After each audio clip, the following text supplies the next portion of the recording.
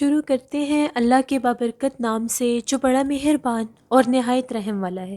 تمام تعریفیں میرے اللہ رب العزت کے لیے ہیں۔ السلام علیکم لسنرز، میں ہوں آپ لوگوں کی ہوسٹ نوشین، اور میں اپنے چینل خوفناک کہانیوں میں اپنے سبھی سننے والوں کو خوش آمدید کہتی ہوں۔ لسنرز، کیسے ہیں آپ سب؟ اور میرے چینل کی خوفناک کہانیوں کو کتنا پسند کرتے ہیں؟ اپنی رائے کا اظہار کومنٹ باکس میں ضرور کریں۔ میں آپ لوگوں کے لیے آج بہت دلچسپ خوفناک کہانیاں لے کر آئی ہوں جنہیں آپ پسند کریں گے اور یقیناً ان سے کچھ نہ کچھ سیکھیں گے جو آپ لوگوں کی زندگی میں آپ کے کام آئے گا۔ بڑھتے ہیں آج کی پہلی خوفناک کہانی کی طرف۔ یہ خوفناک کہانی سمیرہ کنول شیئر کر رہی ہیں لاہور سے۔ سمیرہ کہتی ہیں، آج آپ کے ساتھ میں ایک ایسی خوفناک کہانی شیئر کرنا چاہتی ہوں جو میری اپنی چھوٹی بہن کی زندگی کی ہے۔ آج سے 7 سال پہلے کی بات ہے۔ ہم لوگ یہاں پر لاہور میں ایک بہت مشہور دربار ہے، وہاں پر ہم لوگ گئے تھے سلام کرنے کے لیے۔ ہم لوگ 6 بہنیں اور ہم لوگوں کا ایک چھوٹا بھائی ہم لوگوں کے ساتھ تھا۔ وہاں پر جو دربار ہے وہاں کے 2 راستے ہیں۔ ایک راستہ وہ ہے جہاں سے لوگ آتے ہیں، بہت زیادہ رش ہوتا ہے، اور ایک راستہ وہ ہے جو درختوں والا ہے۔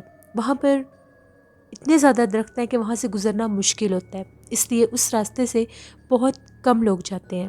ہم لوگ جب اس دربار میں آئے، ہم نے وہاں پر سلام کیا، زیارت کی اس دربار کی۔ جب ہم لوگ واپس جانے لگے تو میری بہن جو تھی، میری چھوٹی بہن، وہ یہ کہنے لگی ہم لوگ اب اس راستے سے جاتے ہیں جو دوسرا راستہ ہے۔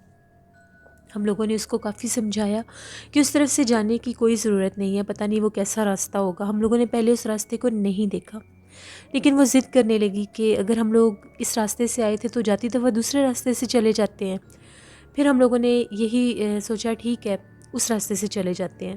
جب ہم لوگ دربار سے نکل کر اس راستے پر آئے تو وہاں پر بہت زیادہ گھنے درخت تھے۔ وہ جو روڈ تھا، تقریباً وہ جو راستہ تھا، اس کو درختوں نے کور کیا ہوا تھا۔ وہاں پر آم کے بھی درخت لگے ہوئے تھے جس پر چھوٹے بچے پتھر مار مار کے وہ کچے آم توڑ توڑ کر کھا رہے تھے۔ ہم لوگ ابھی وہاں پر تھوڑے سے گرمی لگ رہی تھی تو ہم لوگ ایک درخت کے نیچے بیٹھ گئے، گرمیوں کا ہی موسم تھا۔ تو میری جو سسٹر ہے وہ ایک دم سے ایک درخت کے نیچے جا کر کھڑی ہو گئی، شاید وہ بھی آم توڑنے کے لیے وہاں پر چلی گئی۔ ہم نے اس کو واپس بلایا اور ہم لوگ گھر آ گئے۔ جب ہم لوگ گھر واپس آئے تو وہ بڑی خاموش تھی۔ جب اس درخت کے نیچے سے وہ واپس آئی، اس کے بعد ہی اس کا بیہیویئر چینج ہو گیا تھا۔ جب ہم لوگ گھر گئے تو وہ بہت زیادہ چپ تھی، خاموش تھی، کسی بات کا جواب نہیں دے رہی تھی۔ امی نے اس کو کوئی کام کہا تو اس نے بہت زیادہ بدتمیزی کرنا شروع کر دی۔ امی کو یہ لگا کہ شاید ابھی پیدل چل کر آئے ہیں دربار سے تو تھک گئی ہوگی، اس لیے غصہ کر رہی ہے۔ امی نے اس کو کچھ نہیں کہا، نارمل ہو گیا سب کام۔ اب اس کے دن بدن سچویشن ہی چینج ہونے لگ گئی۔ وہ ہر کسی کو بہت زیادہ غصے سے دیکھتی تھی، غرانے لگ جاتی تھی اور حد سے زیادہ بدتمیزی کرنے لگ جاتی تھی، کسی کی بات نہ سنتی تھی، اونچا اونچا رونے لگ جاتی تھی، اونچا اونچا ہنسنے لگ جاتی تھی۔ ہم لوگ بہت زیادہ حیران تھے کہ ایک دم سے اس کا بیہیویئر کیوں اتنا چینج ہو گیا۔ ایک دن ایسا ہوا، ہم لوگ شام کا ٹائم تھا تو چھت پر بیٹھے ہوئے تھے، اس نے ایک دم سے بہت اونچا اونچا رونا شروع کر دیا۔ امی تھوڑی پریشان ہو گئیں۔ امی کے جو پیر صاحب تھے، امی ان کی تصویر لے کر آئیں اور ان کی جو تصویر تھی امی نے اس کی کمر پر لگائی۔ جیسے ہی امی نے وہ تصویر اس کی کمر کے اوپر لگائی، اس کی تو آواز ہی بدل گئی۔ جس چیز نے اس کا دماغ پکڑا ہوا تھا وہ چیز باقاعدہ اس کے جسم میں حاضر ہو گئی اور بہت زیادہ ڈراؤنی آوازوں میں وہ بولنے لگ گئی۔ وہ اتنا اونچا کرخت آواز میں بولی کہ ہم لوگ سب ڈر گئے۔ اس کی آواز ٹوٹل بدل چکی تھی، کچھ سمجھ نہیں آ رہا تھا کہ وہ کیا بول رہی ہے، بس بار بار یہ کہہ رہی تھی اس تصویر کو میرے سے پیچھے کر لو۔ ہم لوگ ڈر گئے کہ اس کے اوپر کسی چیز کی حاضری ہو گئی ہے۔ ہم لوگوں نے بہت زیادہ دم کروائے۔ ہم لوگوں کے ماموں نے ایک اللہ والے تھے، ان کا بتایا، ان کے پاس جب لے کر گئے، ان کا یہ کہنا تھا کہ 7 اتوار لگاتار اس کو میرے پاس لانا ہوگا، دم کروانا ہوگا۔ انہوں نے یہ کہا تھا کہ تعویذ بھی دینے ہوں گے۔ اچھا، جب ہم لوگ اس کو بھی لے کر نہیں گئے تھے کہیں تو اس کی جب طبیعت بہت زیادہ خراب ہوگی تو وہ نیچے اپنے کمرے میں لیٹی ہوئی تھی تو مجھ سے اس نے پانی مانگا۔ اب میں ڈرتے ڈرتے اس کے پاس پانی لے کر گئی، اس نے پانی پی لیا اور گلاس اٹھا کر دیوار کے اوپر دے مارا۔ میں اس کے پاس بیٹھی، میں نے بہت پیار سے اس سے پوچھا کہ تم کون ہو اور میری بہن کو کیوں تنگ کر رہی ہو؟ پہلے تو اس نے مجھے ان نظروں سے دیکھا جیسے ابھی وہ مجھے کھا جائے گی، اتنے غصے سے گھرا کر۔ میں نے پھر اس سے بہت پیار سے پوچھا کہ تم کون ہو؟ اس نے بہت زیادہ اونچی آواز میں چیخ کر یہ کہا کہ میرا نام ارم ہے اور میں ایک مسلم جن ہوں۔ میں نے اس سے پوچھا کہ تم میری بہن کے پیچھے کیوں ہو؟ اس کا یہ کہنا تھا کہ میں جہاں پر رہتی ہوں وہاں پر بہت زیادہ برے جنات بھی ہیں، شیاطین جنات بھی ہیں، تو جب میں کوئی بھی قرآن پاک کی تلاوت وغیرہ کرنے لگتی ہوں تو وہ میرے اوپر گند پھینکتے ہیں، مجھے بہت زیادہ ستاتے ہیں اور تنگ کرتے ہیں۔ جب تمہاری بہن اس درخت کے پاس آئی تو یہ مجھے بہت اچھی لگی اور میں نے اس سے یہ پوچھا کہ تم میری دوست بنو گی؟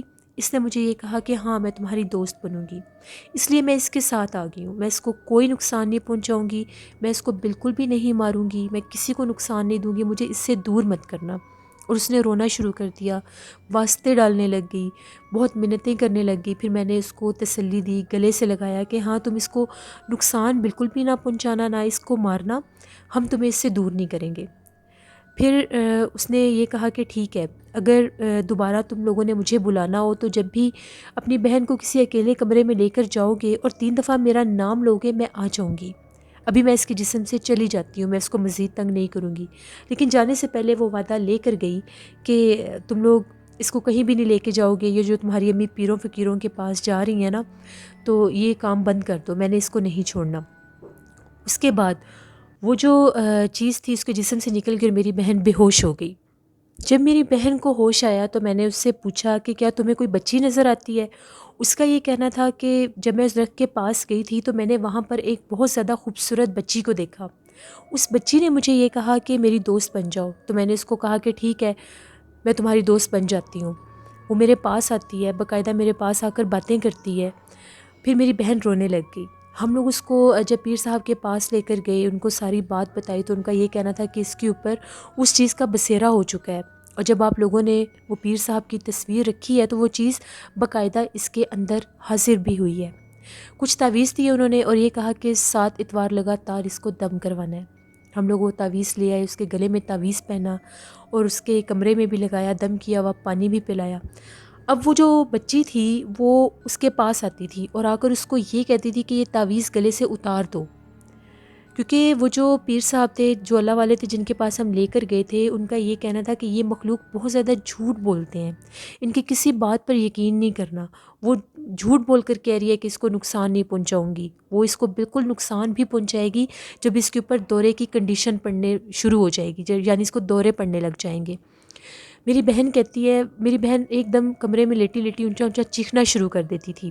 ہم لوگ جب بھاگ کے اس کے پاس جاتے تھے تو وہ یہ کہتی تھی کہ میرے سامنے آتی ہے وہ بار بار، اور مجھے آ کر یہ کہتی ہے اپنے گلے میں سے تعویذ اتارو، یہ مجھے تکلیف دے رہا ہے، میں تمہارے پاس نہیں آ سکتی۔ اور جب میں انکار کرتی ہوں تو وہ اتنی خوبصورت بچی سے ایک بہت زیادہ ڈراؤنے چہرے والی ایک عورت بن جاتی ہے، جس کا سر جو ہے وہ چھت کے ساتھ لگ رہا ہوتا ہے، اور لمبے لمبے ہاتھ مجھے نظر آتے ہیں جو میرے گلے تک آتے ہیں لیکن تعویذ کو چھو نہیں سکتے۔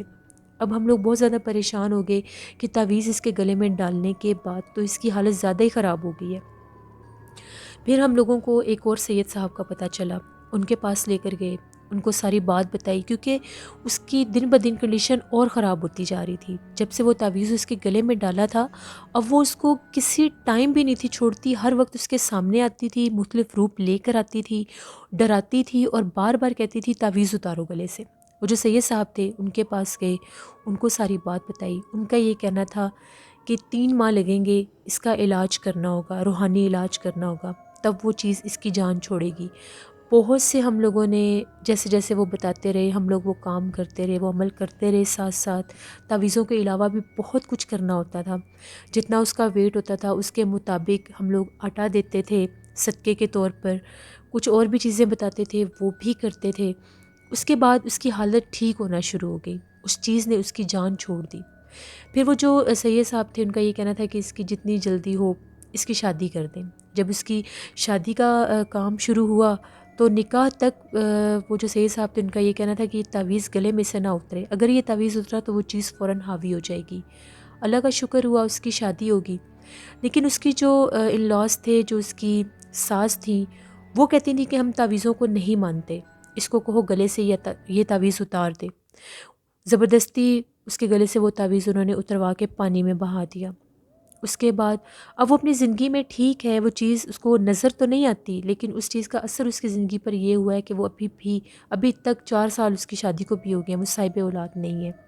تو آپ سب سے یہ ریکویسٹ ہے کہ اس کے لیے دعا کریں کہ اللہ اس کو اولاد بھی عطا کرے اور اس کی زندگی میں دوبارہ سے کوئی مشکل نہ آئے، کیونکہ اس نے وہ جو ٹائم دیکھا ہے اس کے ساتھ ساتھ ہم لوگوں نے بھی بہت ٹف ٹائم دیکھا ہے۔ میری آپ سب سے ریکویسٹ ہے، آپ لوگ جب کبھی بھی کسی ایسی جگہ پر جائیں، کوئی بھی بچہ بچی، کوئی بھی لڑکی جس کو آپ جانتے نہ ہوں، کوئی بھی وہ ہو سکتا ہے، آپ کو بلائیں، آپ کے پاس آئیں، آپ سے بات کرنے کی کوشش کریں، تو پلیز ان سے دور رہا کریں، کیونکہ ہم لوگ نہیں جانتے وہ کون سی مخلوق ہوتی ہیں، وہ کون سی چیزیں ہوتی ہیں جو انسان کے ساتھ آ جاتی ہیں۔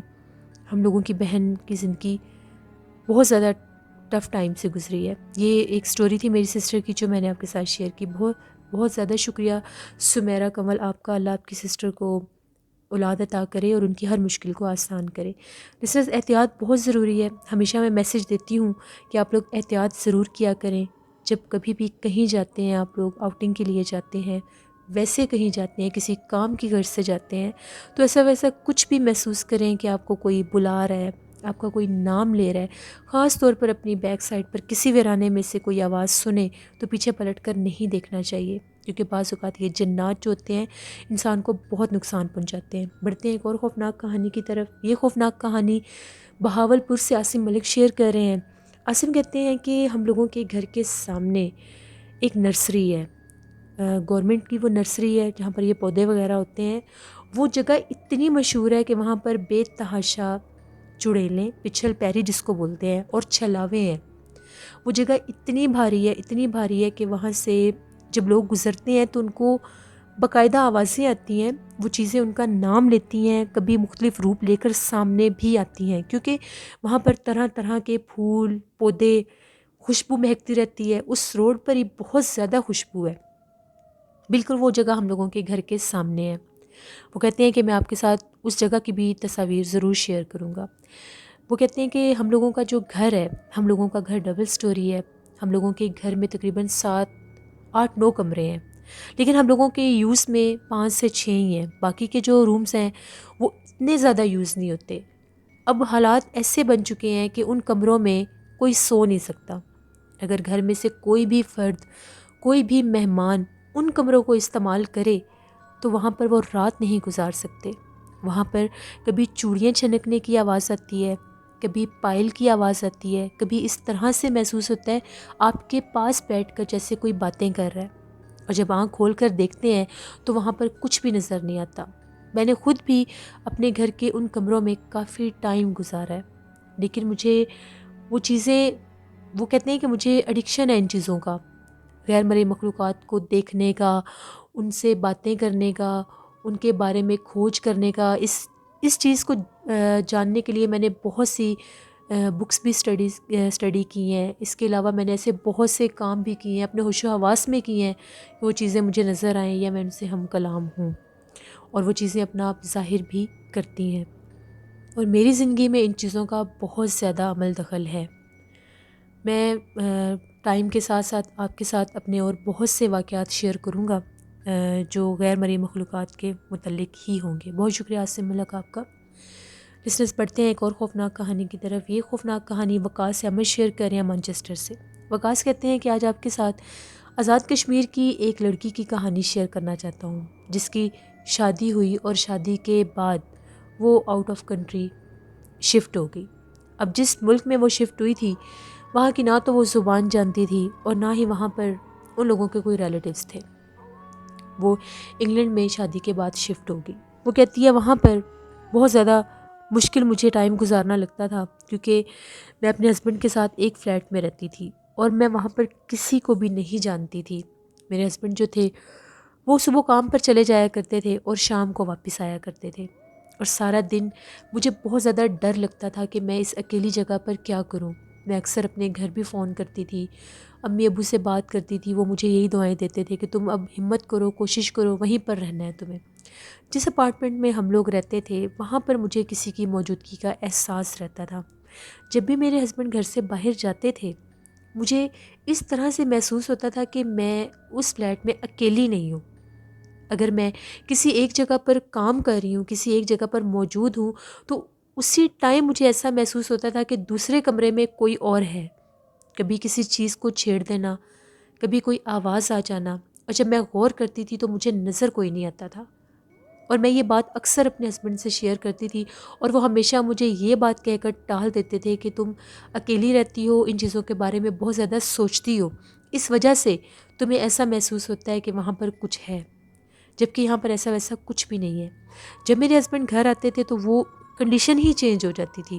اس وقت مجھے بالکل ایسی کوئی فیلنگ نہیں آتی تھی کہ میرے علاوہ بھی وہاں پر کوئی ہے. پھر میں نے بھی یہی سمجھنا شروع کر دیا کہ شاید میرا وہم ہو، میں ان چیزوں کو بہت زیادہ فیل کر رہی ہوں کہ میں یہاں پر اکیلی رہتی ہوں تو میرے علاوہ بھی کوئی ہے.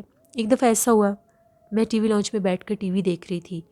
اب دونوں کمرے خالی تھے، اس کے باہر ہی ہم لوگوں کا ٹی وی لاؤنج تھا. مجھے باقاعدہ محسوس ہوا کہ جو ہم لوگوں کا بیڈ روم ہے وہاں پر جیسے میری کبرڈ کسی نے کھولی ہے.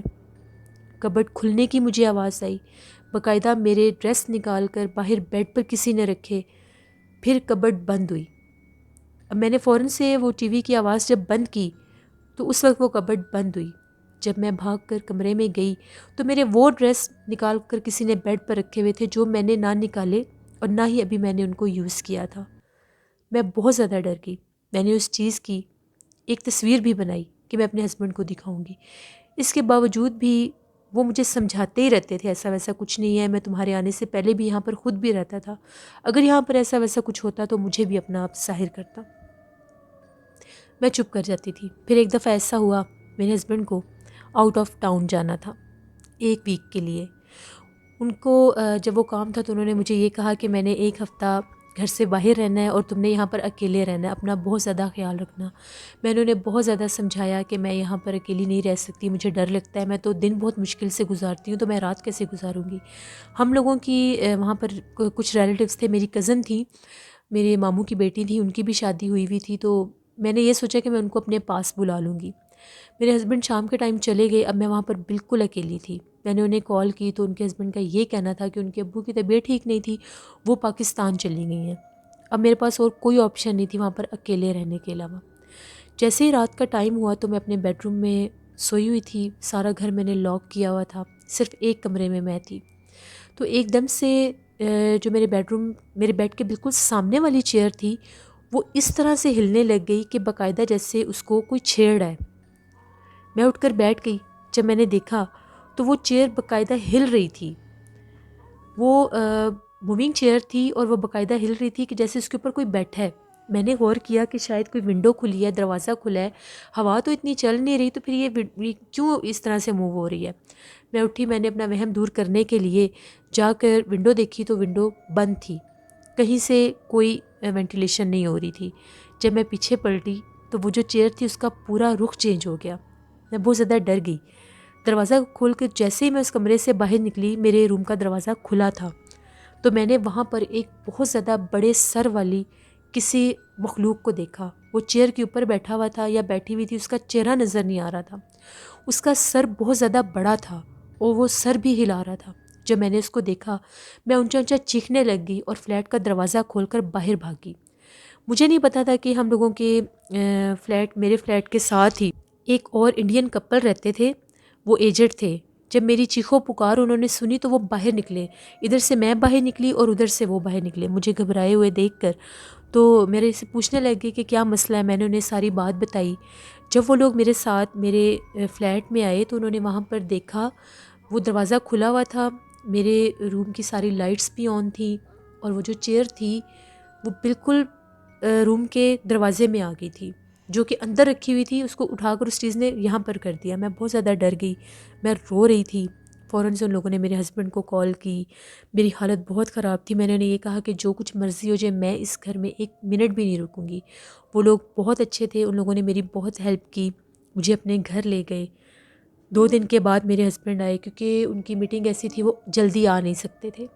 اب وہ گھر بند ہونے کے باوجود بھی وہاں سے آوازیں آتی تھیں، کسی کی موجودگی کا احساس رہتا تھا.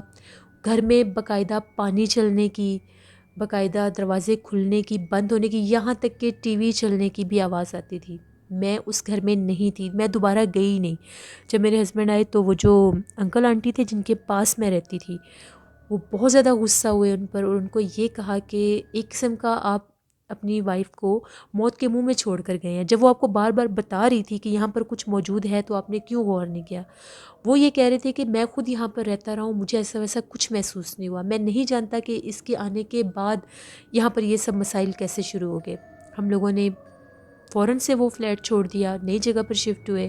وہاں پر کچھ مسلم کمیونٹی بھی تھی، کچھ ایسے لوگ تھے جو میری زبان سمجھتے تھے، ان کے ساتھ پھر میرا گیٹ ٹوگیدر ہوا، ملنا جلنا ہوا، وہ فیملی فرینڈس بنے، تب جا کر میں نے وہاں پر رہنا شروع کیا۔ یہ ایک سٹوری تھی جو وقاص احمد نے شیئر کی مانچسٹر سے۔ بہت شکریہ وقاص احمد آپ کا۔ لسنرز، نئی جگہ پر جب انسان جاتا ہے تو ضروری نہیں ہوتا کہ صرف وہم ہی ہو کہ اس کو کچھ نظر آ رہا ہے، اس کو کچھ فیل ہو رہا ہے۔ سم ٹائم ایسی چیزیں ہوتی ہیں جو کسی مخصوص انسان کو اپنا آپ ظاہر کرتی ہیں۔